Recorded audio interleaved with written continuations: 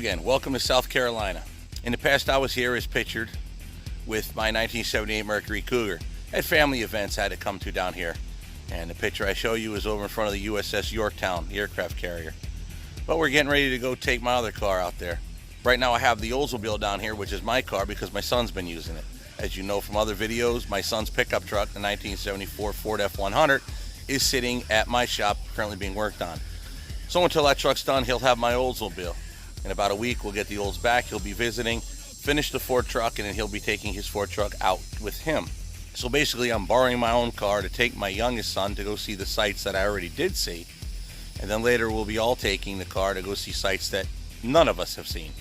So this video isn't going to be the best regarding cars. The car is not exactly clean and prepped. Eventually, I'll do a video just on this car. But real fast history, just so you understand. The car used to be my father's car. I have it now off of my father. And I've had to do a few things to it. Basically out of necessity, plus it looks better. The car is a 1998 Oldsmobile Intrigue. My father bought it brand new. He ran it for quite a while, and then I got it off of him. The only basic mod to it is the rims. The rims were bought because the factory rims were rust pitted from the salt. The tires would not seal at where they bead to the rim, so they had to be replaced. The car came with stock 16s. I put 18s on there. I'm going to be getting new steel wheels for winter wheels for this car. The car is very much heavily used. I think 274,000 miles on it. Never had the engine apart. Very just basic repair. She's on her second transmission, possibly her third. I really don't remember. Basically, it's a daily driving whip and effectively my winter car.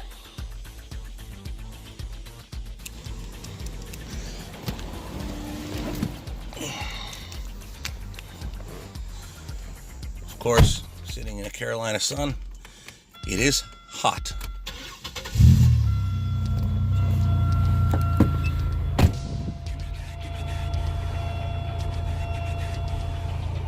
The air conditioning works. So we put a new Kenwood touchscreen radio in it. And yes, that odometer is accurate. 274,000 miles. The car has not had any major engine work to it. It's never had the heads off, never had the intake off. It's had a water pump, and I believe it's on its second transmission. I never had to do anything to it other than just put a set of brakes on it and rims and tires. So let's get going.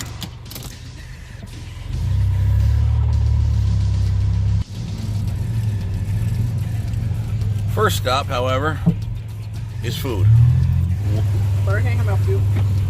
How you doing? Let me get a number 2 cheese, ketchup, pickles only. What's your drink? I'll get a you got root beer? We do. I'll take a root beer, very light ice. So we also want a number 2 with ketchup, lettuce, and onions. I guess that's kind of obvious, but it's all right. Try what you can.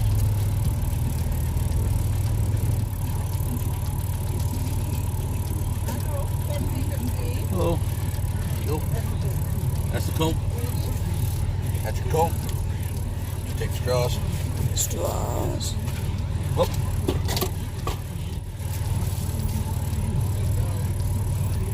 Thank you. Awesome. Thank you very much.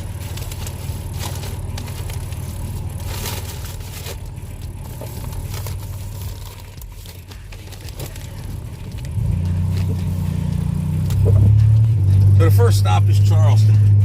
We're going to see the Confederate submarine, the H.L. Hunley, also known as the CSS Hunley. The Hunley was credited for the first successful submarine attack, sinking the USS Housatonic in the 1860s. I don't remember the year exactly.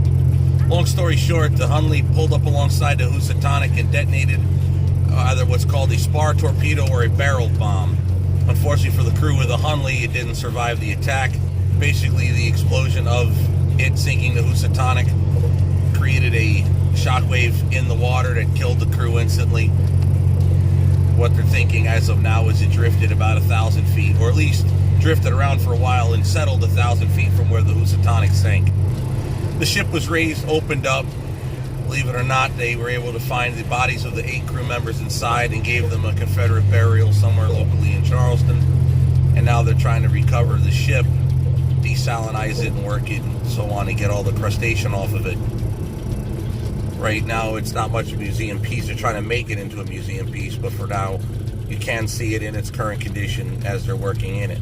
Unfortunately, they did have to cut holes into it by grinding out rivets or drilling them out and removing panels to be able to get inside. The hatches are obviously sealed closed. I don't think modern man can get through the hatches. They're quite small, and a guy my size could never enter this thing even in its best day. Granted, men in the 1860s were not as big as we are nowadays. So that's our first stop.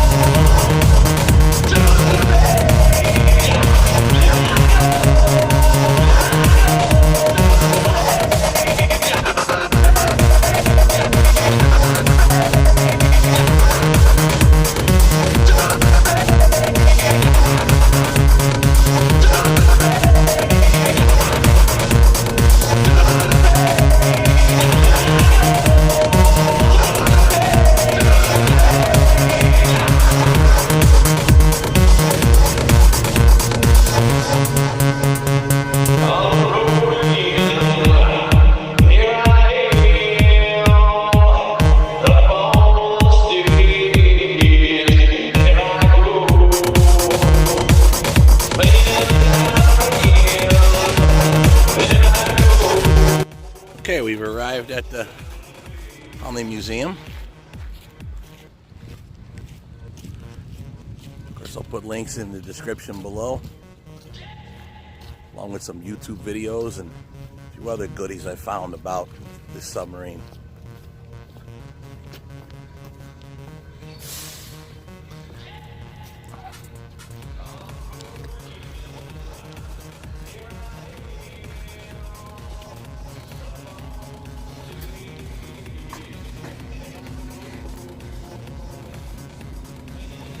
I was telling you about this one earlier, Matt. Yeah. Come here. Look up top. See the screw attached to the rope? Yeah.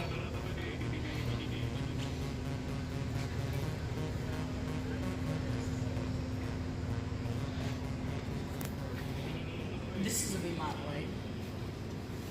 Obviously.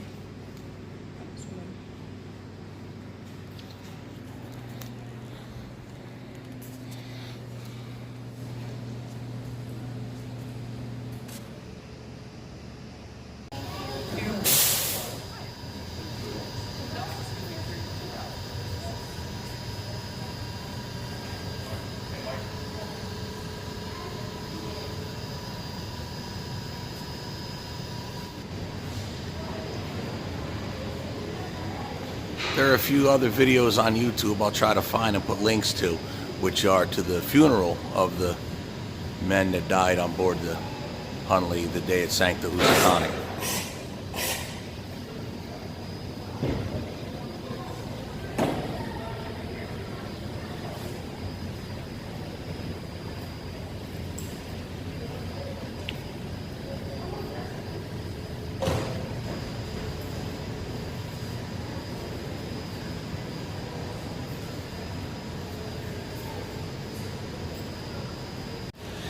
This here is a cutaway of the to the scale size of what was inside the Hunley and how you operated it. And Matt will demonstrate by climbing in there. Men had to get in there and turn the crank to propel it.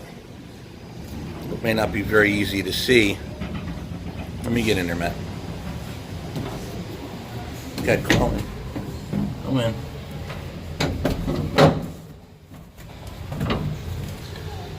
Bad, it's horrible glare. See if we can just press this against the glass to get rid of the glare. Alright, turn the crank.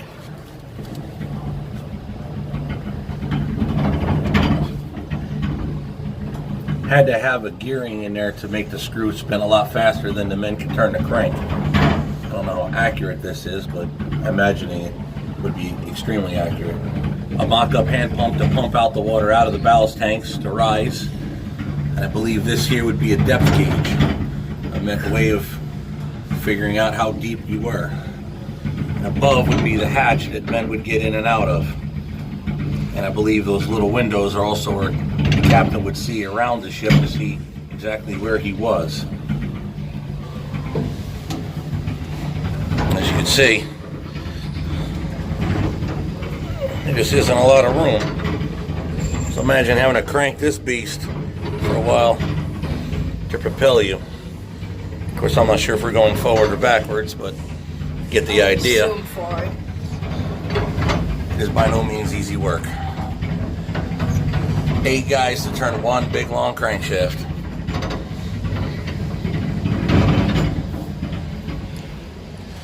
That's how the Hunley propelled itself. Manpower.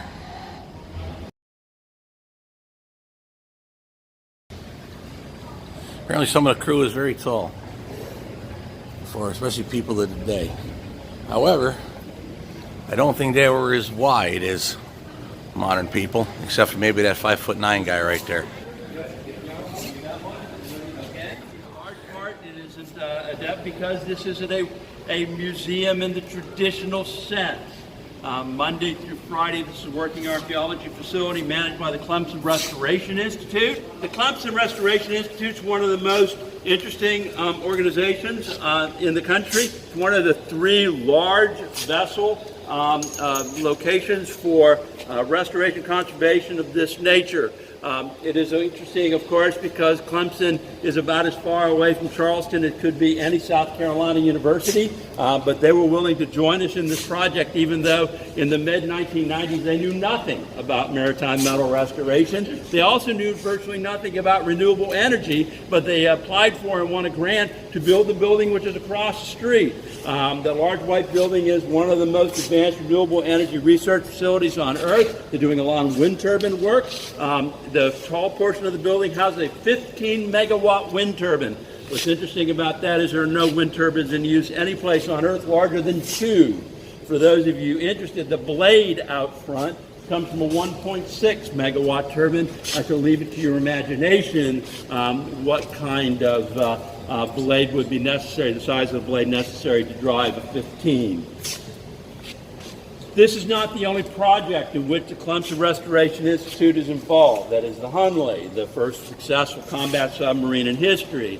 We just sent back to the U.S. Navy Historical Society for a 30 caliber 6-inch gun from the USS Maine that was restored over the last few months. We have a Revolutionary War piece of artillery we sent here from Moncks Corners. This worked for both the Charleston and for the South Carolina Historical Societies. The National Park Service employed the staff here to renew all of the artillery at both Sumter and at Moultrie. They're involved in a lot of projects. Very, very, very, very interesting group. Many of them have been here largely since the beginning of this process. They helped design this building. So what I'm going to have you do is follow me into the tank room. There are a few things you should know before we go in there. If an alarm goes off, and I will tell you, you and I will hear it for the first time. In fact, nobody's ever heard it. But the North Charleston Fire Department says you should know how to get out of here. The doors you came through to get you a ticket. We'll get you from the building down the hallway to the left before we enter the tank room. We'll get you from the building to the back of the tank room to the right of the tank room. And you understand why we call it the tank room in a moment. We'll get you from the building as well. Gentleman asked about photography. There was a time when you couldn't take photographs here because National Geographic owned all the image rights. That right is expired, so take photos wherever you wish, but we're going up and down 19 very steep metal stairs, so we'd certainly discourage you from taking photographs on steep metal stairs. When we get to the top of the stairs, I would encourage you to take photos quickly of the submarine. We have about 20 minutes up there, at which point we need to come down because Judy will have a tour coming in directly behind us. Everybody we move tours pretty quickly in the summer, so when I say it's time to go down, we need to do that. So follow me on in, and we'll continue the conversation. A mobile crane repair facility. That's why we have the large rolling doors. It also provided us with this extraordinary large open space in order to build this 90,000 gallon tank that has 70,000 gallons of fluid and a submarine in it. Thus we call it cleverly the tank room. The yellow overhead girder system handles 2 20-ton capacity cranes, which is particularly important because although the Hunley only weighed 7 tons when it was constructed, it weighed 21 tons when it came here. It was filled and covered with concrete, that we'll talk about later. So we were prepared for that possibility by putting in extra large cranes. Let's talk about the Hunley's general size, because it's going to make it important when we get upstairs. This is a digital image of the Hunley when it came out of the water in 2000. It is 40 feet long. It is 42 inches wide. It is 48 inches high.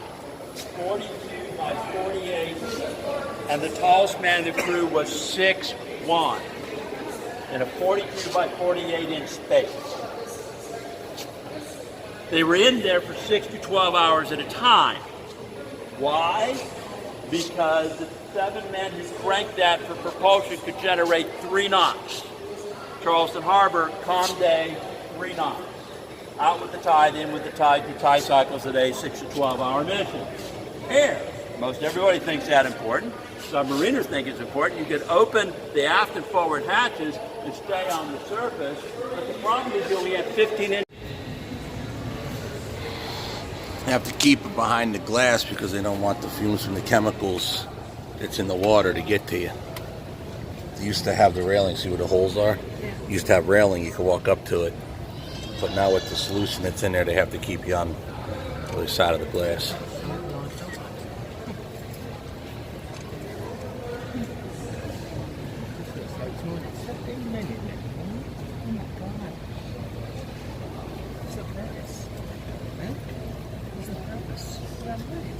That went out and sunk the ship, didn't it? Sunk the ship. I think sunk the ship. It sunk the ship. There's a mooring in the front.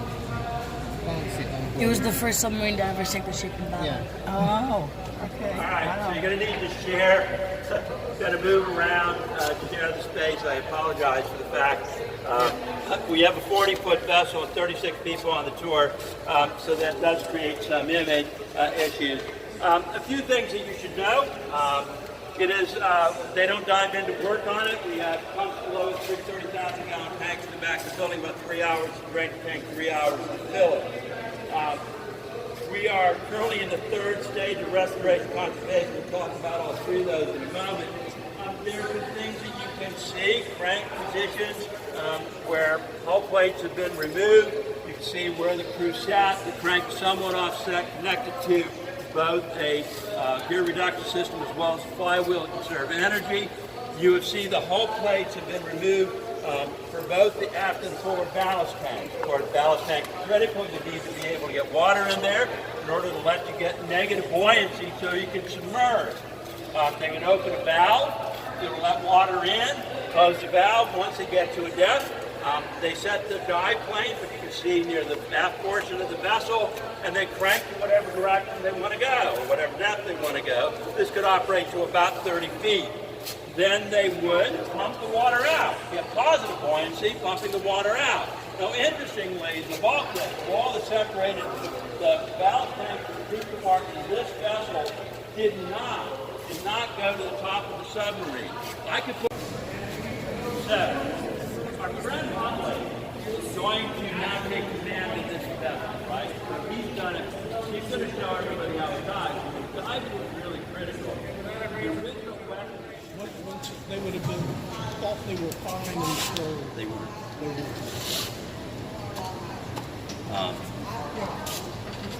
Yeah, and all of the remains are solid. This is exactly. Yeah, I saw that on the glass. Yeah.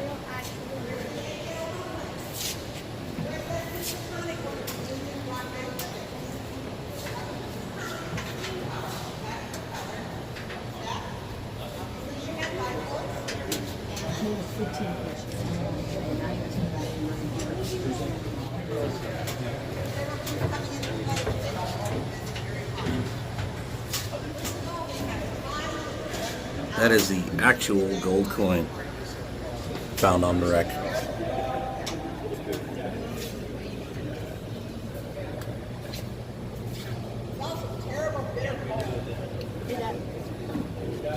Can I have like $5?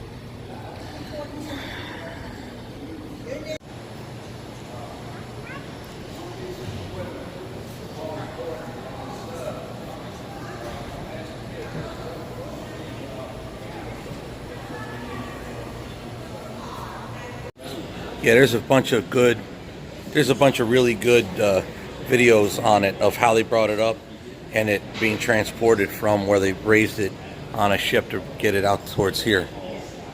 And the amount of people, because it was a war, or is a war grave, or was at the time, while the bodies are still in it, they had like the fireboat spraying water over it and made a big whole thing about it on the news. Turns out, Matt, that demonstration model we were in is what they used to film this movie. The actual size is this right here. Go stand next to it. That's the actual size of the ship, not what's portrayed in that movie.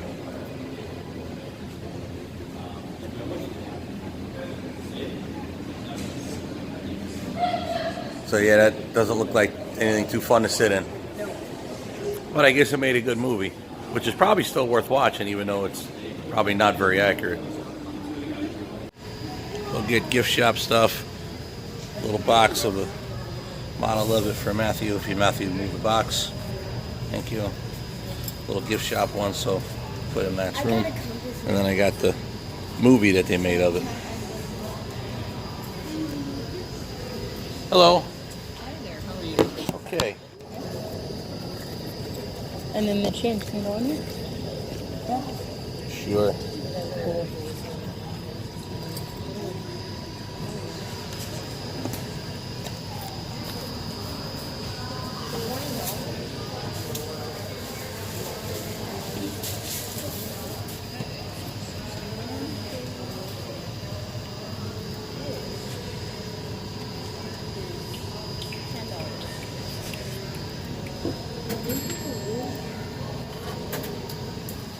Awesome. Thank you. Oh yeah, there you go. Thank you so much. Thank you. All right.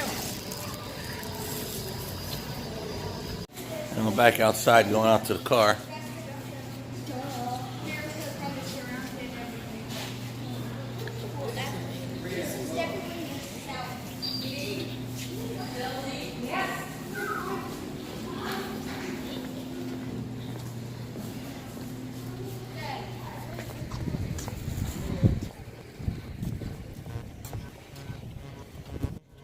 All right, so we learned a little something today, and we learned a little bit of history, got out into the sun, the good weather, came out and had a little fun.